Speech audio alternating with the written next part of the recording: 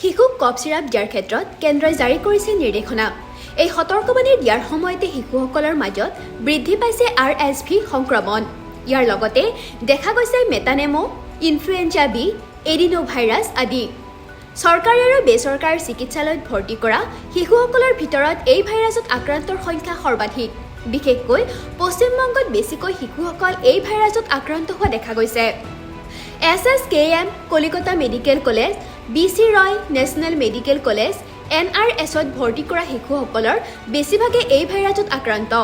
কোৱা হৈছে যে আক্ৰান্ত শিশুসকলৰ ক্ষেত্ৰত জ্বৰ, উশাহ নিশাহত কষ্ট, কাহ, নাকেৰে পানী ওলোৱা আদি লক্ষণ দেখা গৈছে।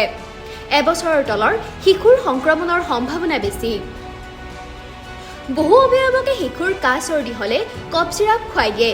এই সন্দৰ্ভত কেন্দ্ৰই জাৰি কৰিছে নিৰ্দেশনা। চিকিৎসকসকলেও এনে এক সতৰ্কবাণী দিছে। চিকিৎসকৰ মতে 2 বছৰৰ তলৰ শিশুৰ কফ চিৰাপ দিয়াটো প্ৰয়োজন নাই। 2 বছৰৰ ওপৰৰ শিশুক কফ চিৰাপ দিয়াৰ ক্ষেত্ৰত সাৱধান হোৱাৰ পৰামৰ্শ দিছে চিকিৎসকে। শিশুসকলক পৰিমিত পৰিমাণেহে পানী খাবলৈ দিয়াৰ পৰামৰ্শ দিছে চিকিৎসকে। উশাহ নিশাহ লোৱাত অসুবিধা হ'লে পলম নকৰাকৈ চিকিৎসালয়ত ভৰ্তি কৰিবলৈ অনুৰোধ জনাইছে। শিশু চিকিৎসক অপূৰ্ব ঘোষে কয়, আমি কফ চিৰাপ নিদিওঁ। ইয়াৰ ওপৰত গাইডলাইন জাৰি কৰাৰ প্ৰয়োজন নাই। চিকিৎসকে কফ চিৰাপ নিদিয়ে। কাহৰ ঔষধৰো বিভিন্ন পাৰ্শ্বক্ৰিয়া থাকে।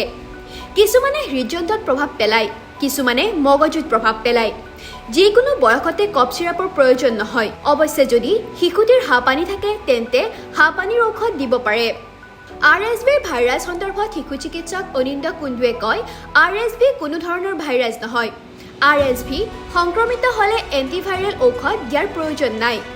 RSV হ'লে ভয় কৰাৰ কোনো কাৰণ নাই।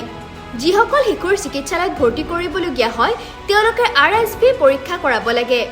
এই ভাইৰাছৰ প্ৰভাৱ ঋতু সলনিৰ সময়তে দেখা যায়। 95% অধিক RSV সংক্ৰমণৰ ক্ষেত্ৰত ভয় কৰাৰ কোনো কাৰণ নাই। লগতে তেওঁ মন্তব্য কৰে যে 2 বছৰৰ তলৰ শিশুক কফ চিৰাপ দিয়াৰ প্ৰয়োজন নাই।